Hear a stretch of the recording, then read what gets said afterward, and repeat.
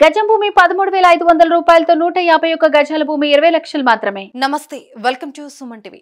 Ration కార్డుల విషయంలో తెలంగాణ ప్రభుత్వం ప్రజలకు గుడ్ న్యూస్ చెప్పింది. డిసెంబర్ 28వ తేదీ నుంచి కొత్త రేషన్ కార్డులకు దరఖాస్తు చేసుకోవాలని సూచించింది. కేవలం కొత్త రేషన్ కార్డులకు దరఖాస్తులు చేసుకోవటం మాత్రమే కాదు, ఇప్పటికే మీ దగ్గర ఉన్న రేషన్ కార్డులో ఏవైనా మార్పులు కావాలన్నా ఇప్పుడు సరి చేసుకునే వీలు కల్పిస్తుంది.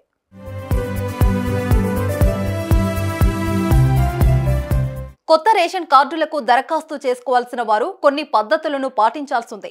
రేషన్ కార్డు దరఖాస్తుకు కావలసిన కాగితాలను తీసుకెళ్లి మీకు సమీపంలో ఉన్న మీ సేవ కేంద్రాల్లో దరఖాస్తు చేసుకోవాలి. ఎవరైతే మీ సేవ కేంద్రాల్లో రేషన్ కార్డుల కోసం దరఖాస్తు చేసుకుంటారో వారి లిస్టుని తీసుకొచ్చి మీ ఊర్లో జరిగే గ్రామ సభలో, పట్టణాల్లో అయితే బస్తీ సభలో వెరిఫికేషన్ చేస్తారు.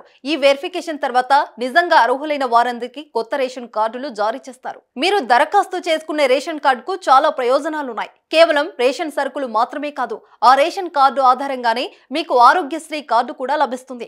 ఎవరికైతే తెల్ల రేషన్ కార్డు ఉంటుందో వారికి ప్రభుత్వ లేదా ప్రైవేట్ ఆసుపత్రుల్లో ఉచిత చికిత్స కోసం ఆరోగ్యశ్రీ కార్డు కూడా అందజేస్తారు.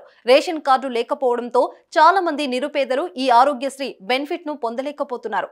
అలాంటి వారంతా ఇప్పుడు కొత్త రేషన్ కార్డులకు దరఖాస్తు చేసుకోవాలని ప్రభుత్వం సూచిస్తుంది.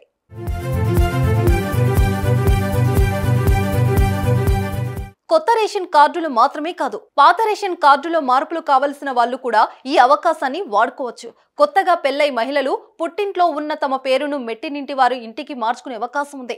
మీ పాత కార్డుల్లో మీ పిల్లల పేర్లను కూడా చేర్చే అవకాశం కల్పిస్తున్నారు. తెలంగాణ రాష్ట్రం ఏర్పడిన తర్వాత మొత్తం 6,47,297 కొత్త రేషన్ కార్డులు జారీ చేసినట్లు అధికార గణాంకాలు చెబుతున్నాయి. ఇక తెలంగాణలో ఇప్పటి వరకు మొత్తం 2.82 కోట్ల మందికి పైగా రేషన్ లబ్ధిదారులు ఉన్నారు.